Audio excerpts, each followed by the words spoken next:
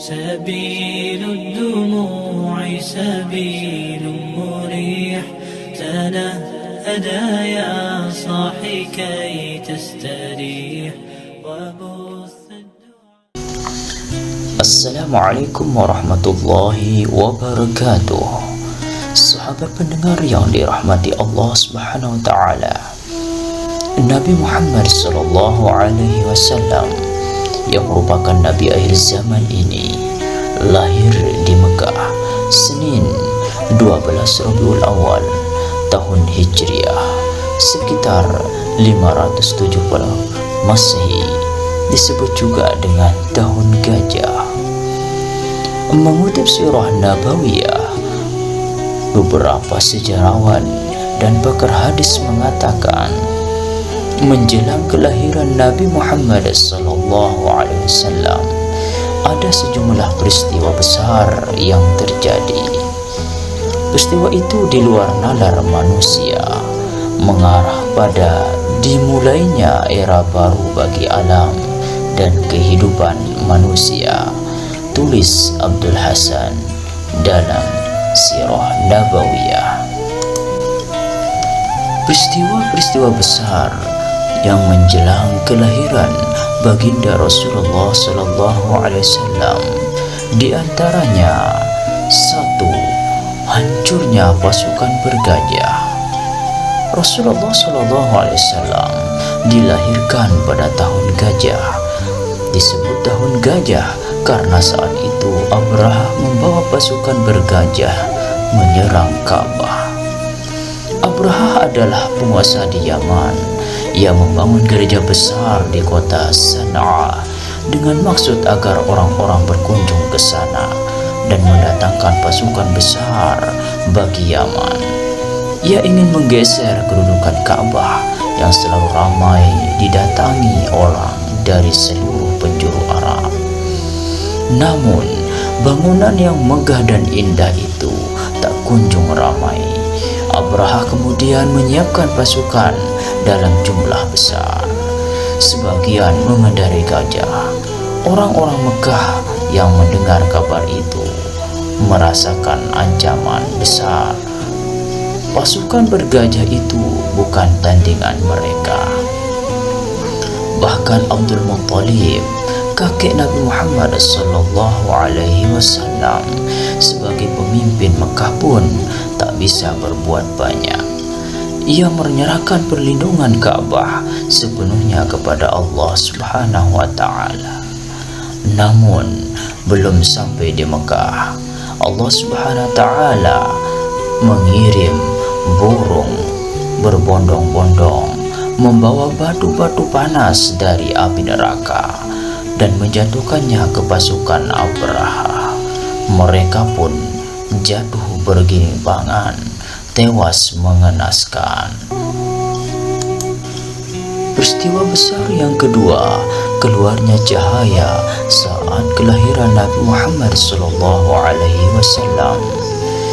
Peristiwa yang tak kalah ajaib adalah keluarnya cahaya saat kelahiran Nabi Muhammad SAW.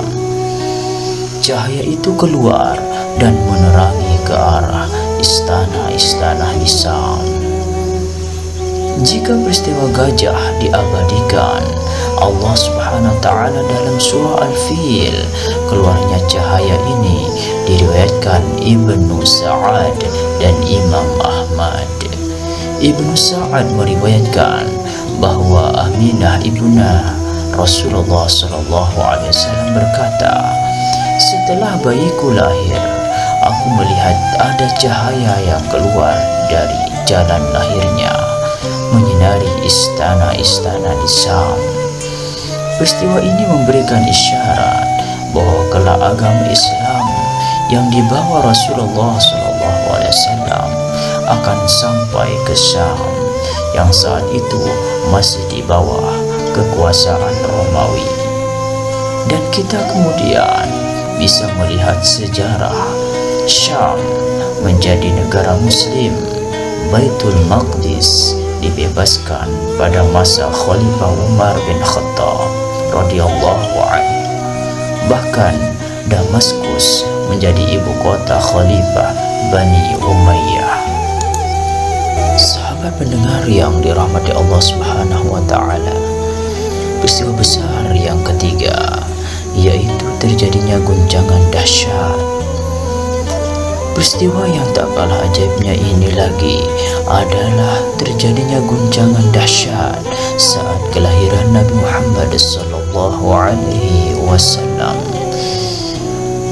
Terjadinya guncangan dahsyat yang mengakibatkan patung-patung yang berada di dalam Ka'bah dan di sekitaran Ka'bah jatuh terombang-ambing.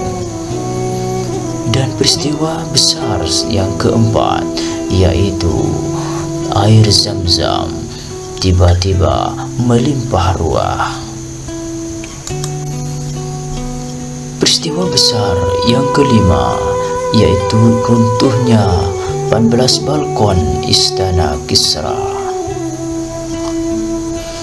Runtuhnya 14 balkon Istana Kisra saat kelahiran Nabi Muhammad SAW ini diriwayatkan oleh Al-Baihaqi seakan memberi isyarat bahwa nantinya Persia akan jatuh. Dan ternyata benar, Persia akhirnya jatuh. Peperangan terakhir yang kemudian disusul dengan jatuhnya Persia adalah Perang Qadisiyah. Peristiwa besar yang keenam, padamnya api yang disembah kaum Majusi. Padamnya api yang disembah kaum Majusi di kuil pemujaan di Persia atau sekarang dikenal dengan negara Iran. Saat kelahiran Rasulullah SAW yang selama ini tak pernah padam. Di kemudian hari, banyak orang Majusi masuk Islam. Salah satunya yang paling terkenal adalah Salman Al-Farisi. Dan yang terakhir, peristiwa besar yang terjadi ketika menjelang Rasulullah SAW lahir, yaitu runtuhnya gereja di Buhairah. Runtuhnya gereja di Buhairah setelah ambles ke tanah ini juga diriwayatkan oleh Imam Al-Baihaqi sebagaimana dua peristiwa sebelumnya. Syekh Syaifur Rahman Al-Mubarakfuri mencantumkannya di Ar-Raqiqul Makhtum. Namun riwayat ini diperselisihkan. Berbeda dengan peristiwa pasukan bergajah dan keluarnya cahaya saat Nabi Muhammad SAW lahir, yang keduanya disepakati para ulama. Wallahu alam.